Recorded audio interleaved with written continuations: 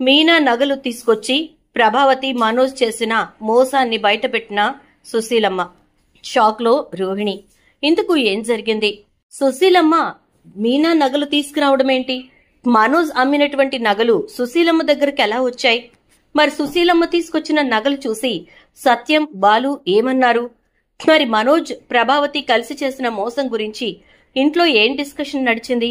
ఇదంతా కూడా వీడియోలో చూసి తెలుసుకునేద్దాం. గుండె నిండా గుడిగంటలు రాబోయే కథలో జరగబోయే సన్నివేశాల గురించి ముందుగా తెలుసుకోవడానికి వీడియోని లైక్ చేసి ఛానల్ను సబ్స్క్రైబ్ చేసి పక్కనే ఉన్న బెల్ ఐకాన్లో ఆల్ ట్యాప్ చేయండి. మొత్తం మీదకు చూసుకున్నట్లయితే కనుక ప్రభావతి అయితే మనోజ్ తీసుకొచ్చినటువంటి నగల్ని సత్యం అడగడంతో ఇచ్చింది. ఒక్కసారిగా ఇచ్చేసేయలేదు, చాలాసేపు డిస్కషన్ చేసింది. అసలు ఇప్పుడు ఆ నగలతో పనే ఉంది, ఆ నగలు ఎందుకు అడుగుతున్నారు అంటూ చాలా మాటలే మాట్లాడింది. అలా మాట్లాడిన తర్వాత ఇక ప్రభావతి మనోజ్ తెచ్చిచ్చినటువంటి ఆ రోల్డ్ గోల్డ్ నగలు ఇక సత్యం చేతిలో పెట్టేసరికి అవి బాలు వాళ్ళకివ్వు అని చెప్పని అంటాడు.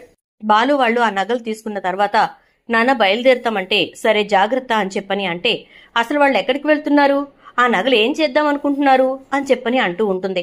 ఆ మాటలతోటి ఇక సత్యం అవి వాళ్ల నగలు, వాళ్ళ ఇష్టం వచ్చింది చేసుకుంటారు, అయినా నువ్వేదో వాటిని తయారు చేయించినట్టు బాధపడతావేంటి? అవి చేయించింది మా అమ్మ కదా, నీకెందుకు బాధ అని చెప్పని అంటాడు ఇక సత్యం. అయితే అలా అన్న తర్వాత ఇక ప్రభావతి అయ్యో వీళ్ళు నగలు తీసుకెళ్లి ఏం చేస్తారో ఏంటో, ఇప్పుడు వీళ్ళు గనక తీసుకెళ్లి ఎక్కడైనా టెస్ట్ చేయిస్తే అసలు విషయం బయటకు వచ్చేసి మొత్తం అంతా నాశనం అయిపోతుంది. ఇక ప్రభావతి టెన్షన్ పడుతూ కంగారు పడుతూ వెయిట్ చేస్తూ ఉంటుంది వాళ్ళు ఎప్పుడు వస్తారా అని చెప్పి. ఇక ఈలోపు ఇట్నుంచి బాలు, మీనా అయితే షాప్కి వెళ్తారు. ఈ షాప్ వాళ్ళకి నేను రోజు పూలిస్తూనే ఉంటాను, మనం అప్పుడు మన పెళ్ళప్పుడు నగలు నేను ఇక్కడే కొన్నాను అని చెప్పేసేసి అంటుంది. ఆ మాటలతోటి బాలు అయితే అవునా, అయితే వీళ్ళు మనకు తెలిసిన వాళ్లేనమాట అని చెప్పేసేసి లోపలికి వెళ్తారు. అలా వెళ్ళిన తర్వాత ఇక మీనా అయితే వాళ్ళతో మాట్లాడుతూ మీకు గోకవరం బస్టాండ్ దగ్గర మరో బ్రాంచ్ ఉంది కదా, అక్కడే మేము నగలు కొన్నాము అని చెప్తుంది. అవునా, ఆయన మా బావగారు, నేను వాళ్ళ బామ్మర్దిని అంటాడు అతను. ఇక అలా అన్న తర్వాత వీళ్ళ దగ్గర ఉన్న నగలిచ్చి 2 సవర్ల గొలుసు వీళ్ళు తీసుకుందాం అనుకుంటారు. కానీ ఈలోపే అతను అవి టెస్ట్ చేసి నకిలీ నగలు అని చెప్పటంతో చాలా పెద్ద గొడవ అవుతుంది. బాలుని సంధాయించినటువంటి మీనా ఈలోపు వచ్చినటువంటి షాప్ ఓనర్ చూసి అమ్మ మీనా నువ్వా, ఏం జరిగింది అంటే జరిగింది చెప్తాడు బాలు. సరే ఎక్కడో ఏదో పొరపాటు జరిగి ఉంటుంది, నువ్వు కూడా ఈసారి తీసుకొచ్చేటప్పుడు అసలువా నకిలీవా చెక్ చేసుకుని తీసుకురా మీనా, ఇప్పటికైతే వెళ్ళండి. ఒరేయ్ పోలీసులు గీలీసులు అనేవి అనకు, ఆ అమ్మాయి చాలా మంచిది, వాళ్ళలా మోసం చేసేవాళ్లు కూడా కాదు సరేనా అంటూ వాళ్ళ బామర్దిని సైలెంట్ గా ఉండమని చెప్తాడు.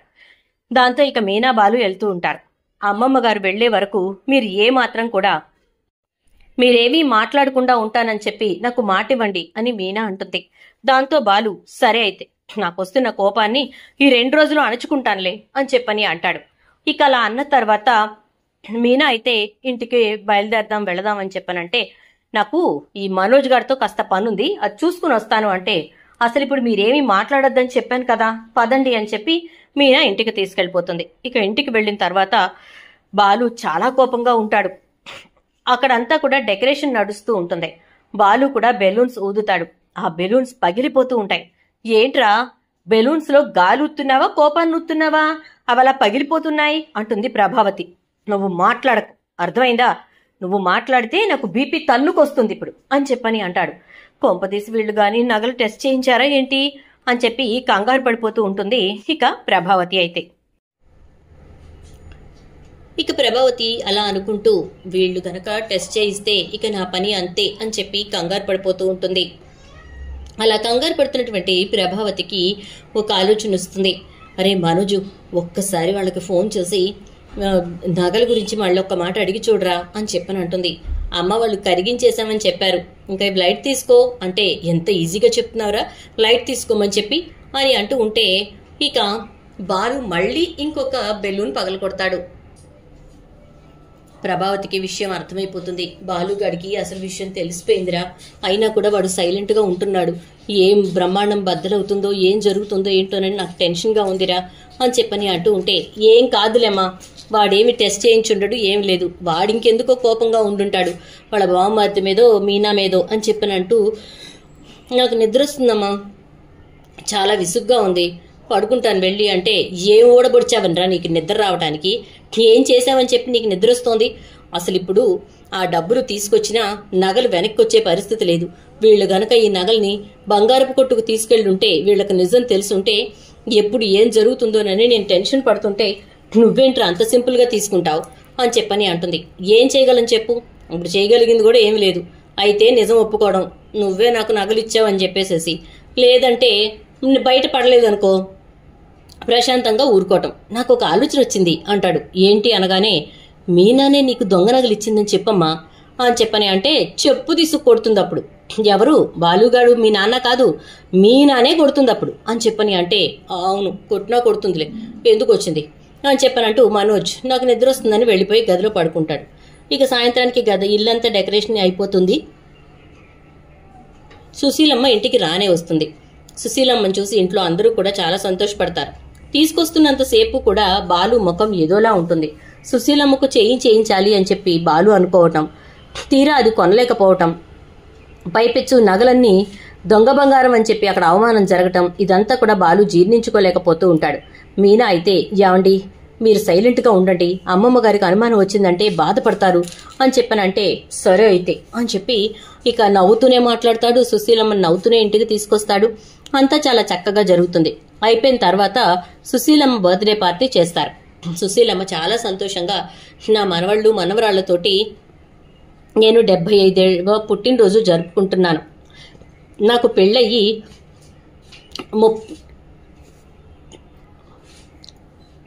55 సంవత్సరాలు అని చెప్పని అంటూ, ఇన్నేళ్లలో నేను ఎంత కష్టపడ్డా ఏం చేసినా నా ఒక్కగానొక్క కొడుకు సత్యం కోసమే, ఏది దాచినా ఏది ఖర్చు పెట్టినా వాడి కోసమే, వాడి తర్వాత నేను అంతలా ఇష్టపడింది, అంతలా నేను ప్రేమగా చూసుకున్నది బాలుగాడిని మాత్రమే, అందుకే అందరూ ఒకెత్తైతే వాడు మాత్రం ఒకెత్తు నాకు అని చెప్పేసేసి అంటూ, నాకు అంత ఇష్టమైన వాడు కాబట్టే మా నాన్న పేరు సుబ్రహ్మణ్య బాల అని చెప్పి నేను పెట్టుకున్నాను అని చెప్పని అంటుంది.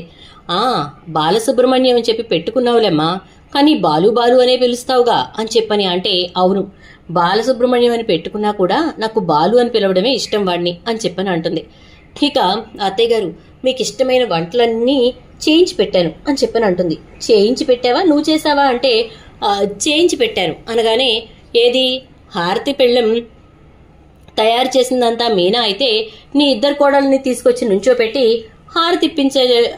నాకు హారతిప్పించావే, అలాగే మీనా వండిన వంటల్ని నీ కోడళ్లతో వడ్డిస్తావు అనమాట ఇప్పుడు అంటే, లేదులేండి అత్తయ్య గారు, మీకు ఇష్టమైన మీనానే వండుతుంది, మళ్ళీ మీకు ఇష్టం లేకుండా మీ ప్లేట్లో పెట్టినవి మీరు తినలేక ఇబ్బంది పడతారు అని అంటుంది.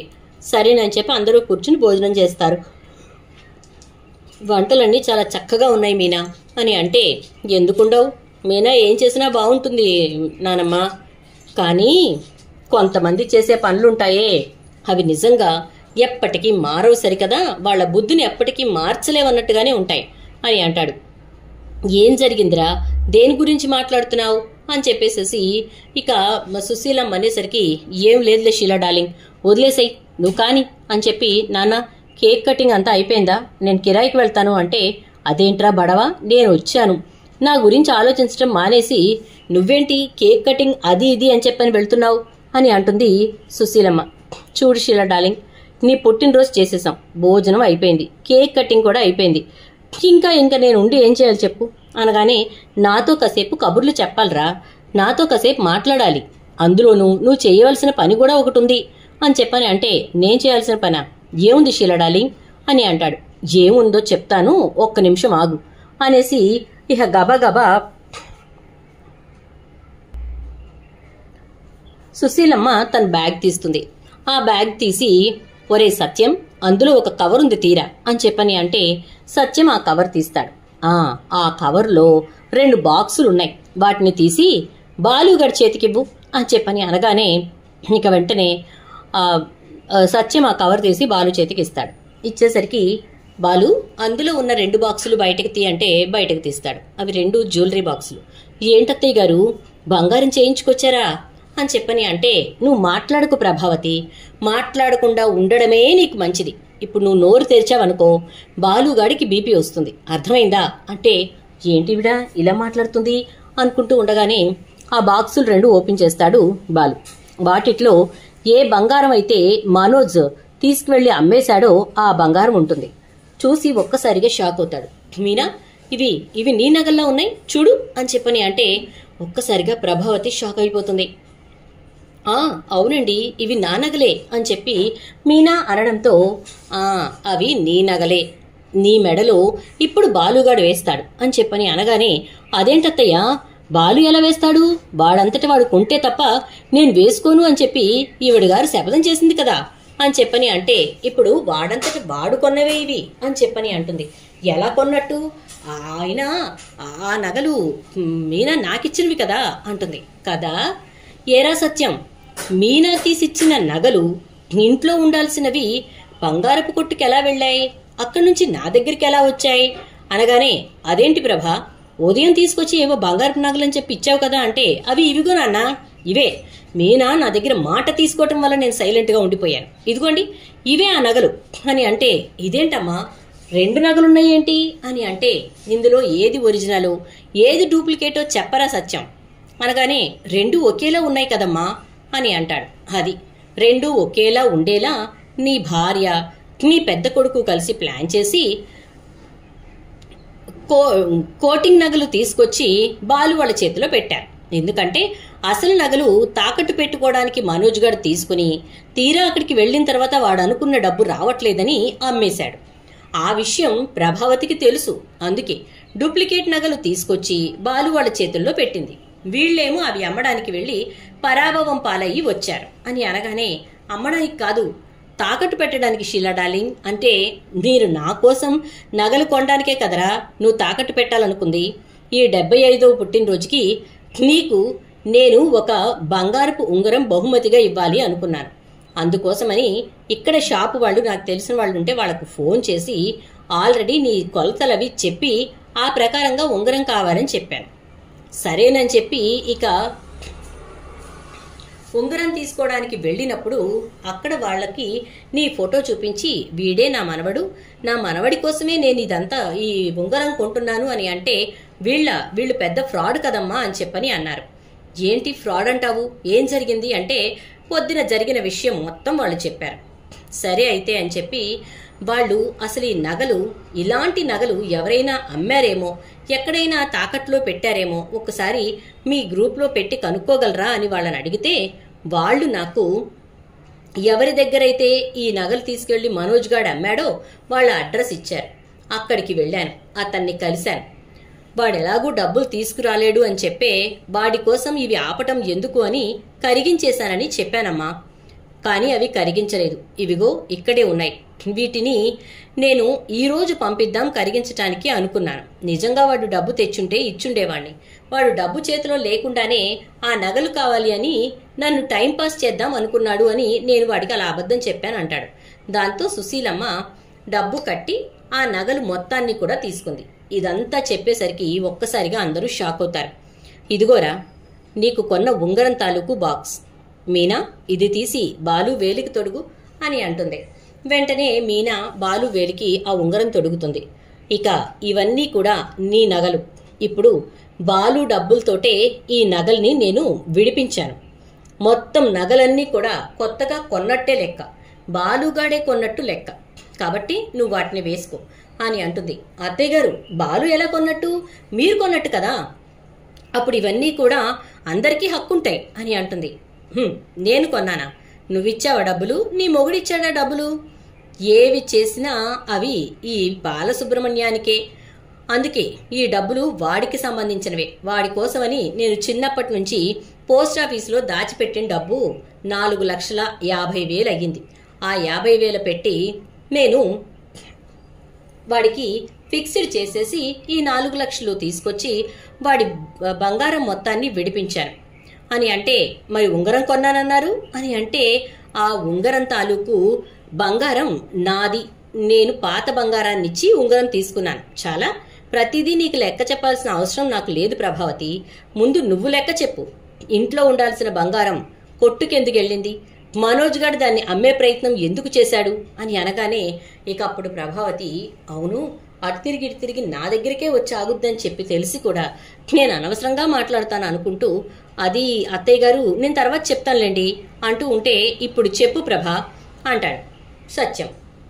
వెంటనే బాలు కూడా, చెప్పమ్మా, ఎందుకు ఇంట్లో ఉన్న నగలు బయటికెళ్ళాయి, డూప్లికేట్ నగలు నా చేతికి ఎందుకు వచ్చాయి, మనోజ్ గారి ఈ నగలు అమ్మడం ఏంటి, అసలు మనోజ్ గారి చేతికి నగలు ఎందుకు ఇచ్చావు అంటూ ఉంటే ఇక అప్పుడు ఫర్నిచర్ షాప్లో జరిగినటువంటి దాని గురించి మొత్తం చెప్తుంది ప్రభావతి. మరి అలా చెప్పిన తర్వాత ఆ విషయమే ముందు చెప్తే సరిపోయేది కదా, అలా కాకుండా దొంగ బంగారం తీసుకొచ్చి మా చేతిలో పెట్టి బయట మార్కెట్లో మేమేదో దొంగతనం చేసినట్టుగా, మేమేదో దొంగలం అన్నట్టుగా అయ్యేలాగా చేసావు కదా, అంటే మీరది తాకట్టు పెట్టడానికి తీసుకెళ్తున్నారని అనుకోలేదురా, మీ నాన్నమ్మ వస్తోంది కదా, ఆవిడ ముందు వేసుకుని తిరుగుతుందేమో అని చెప్పని అనుకున్నాను, అందుకోసమే డూప్లికేట్ నగలు తెప్పించాను అని చెప్పని అంటే ఇక అప్పుడు సుశీలమ్మ, సరే సమస్య తీరిపోయింది కదా, ఈ నగల్ని నువ్వు మీనా మెళ్ళలో వేయరా, ఈ డబ్బు నీదే కాబట్టి నా మనవడే కొన్నట్టు లెక్క మీనా, అర్థమైందా, మీ అత్తగారు ఇంకొకసారి ఈ బంగారం గురించి మాట్లాడటానికి లేదు, దాని గురించి ఆవిడికి దాని మీద హక్కు కూడా లేదు అని అంటే, అలాగే బామ్మగారు అంటుంది. ఇక బాలు వెంటనే ఆ నగలు తీసి మీనా మెడలో వేస్తాడు. వేసిన తర్వాత మీనా చాలా సంతోషపడిపోతూ, చాలా థ్యాంక్స్ అండి అని చెప్పని అంటూ సుశీలమ్మ కాళ్ళకి దండం పెడుతుంది.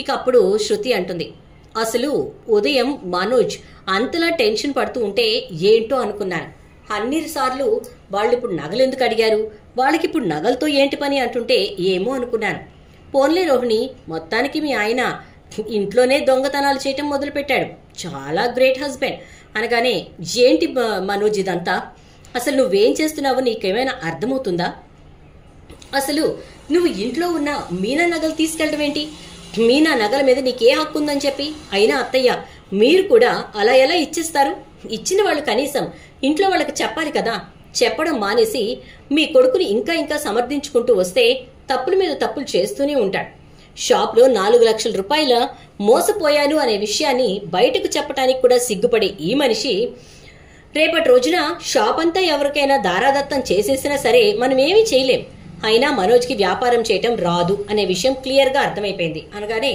అయిపోయిందా, ఇది కూడా గోవిందార్పణం, ఇంకెందుకురా నువ్వు తిని ఏసీ గదిలో పడుకోవడానికా అంటూ బాలు అనేసరికి ఇక మనోజ్ అయితే, ఎరే అనవసరంగా మాట్లాడుకో, నేను బిజినెస్ మ్యాన్ని అని చెప్పని అంటాడు. చీనోర్మై, బిజినెస్ మ్యాన్ అనే మాట మాట్లాడాలి అంటే దాంట్లో లాభాలు తీసినోడు మాట్లాడాలి, లేదా మోసపోకుండా వ్యాపారం చేసినోడు మాట్లాడాలి, నీలాంటి వాడు కాదురా అని చెప్పి బాలు అంటాడు. దాంతో ఇక మనోజ్ అయితే, అమ్మా చూడమ్మా ఎలా మాట్లాడుతున్నాడో అంటే, ఒరే నీకంటే చదువు లేని మీనా నయ్యం తెలుసా, ఎందుకంటే వ్యాపారాన్ని ఎలా నడపాలో తనకు తెలుసు, వ్యాపారాన్ని ఎలా ముందుకు తీసుకెళ్లాలో తనకు తెలుసు అనగానే, అందుకే నువ్వు ఈ వ్యాపారం మానేసి ఎక్కడైనా ఉద్యోగం చూసుకో, ఇప్పటి వరకు పెట్టిన పెట్టుబడి చాలు, ఇంకా పైపెచ్చు దానికోసం మనం ఇప్పుడు పెట్టిన 4 లక్షలతో కలిపి 30 లక్షల రూపాయల పెట్టుబడి అయింది, అది ఇప్పుడు అవన్నీ అమ్మినా ఆ డీలర్షిప్ని షాప్ని వేరే వాళ్ళకి ఇచ్చినా అంత డబ్బు వస్తుందో లేదో కూడా తెలియదు, మీ మామగారు ఇచ్చిన డబ్బుకి రేపు నువ్వు లెక్క చెప్పాల్సి ఉంటుంది, ఆలోచించుకో అంటూ ఉంటే ఇక మనోజ్ అయితే, ఏ మామగారికి లెక్క చెప్పక్కర్లేదులే అని చెప్పని అంటాడు. అదేంట్రా, మీ మామగారు ఇచ్చారు 25 లక్షలు అన్నావు కదా, మరి ఏ మామగారికి లెక్క చెప్పక్కర్లేదు అంటావేంటి అని చెప్పేసేసి రవి అనేసరికి, అదేం కాదులేరా, అదేం కాదులే అంటూ ఉంటే, అమ్మా ఇందులో కూడా ఏదో గోల్మాల్ ఉన్నట్టుంది, ఆ విషయంలో ఆ పార్లర్ అమ్మ ఇంకా మనోజ్ గాడే ఏదో చేశారేమో అనిపిస్తోంది అని అంటే, సరేలే అది కూడా బయటపడుతుంది తొందరలో అంటాడు బాలు. చూద్దాం మరి రాబోయే ఎపిసోడ్స్లో ఏం జరుగుతుందో. వీడియో నచ్చితే లైక్ చేయండి, వీడియోని షేర్ చేయండి, ఛానల్ అయితే సబ్స్క్రైబ్ చేసుకోవడంతో పాటు పక్కనే ఉన్నటువంటి బెల్ ఐకాన్లో ఆల్ ట్యాప్ చేయడం ద్వారా ముందుగా మేము పెట్టేటటువంటి వీడియోలన్నీ ఫస్ట్ మీరే చూడవచ్చు. Thank you.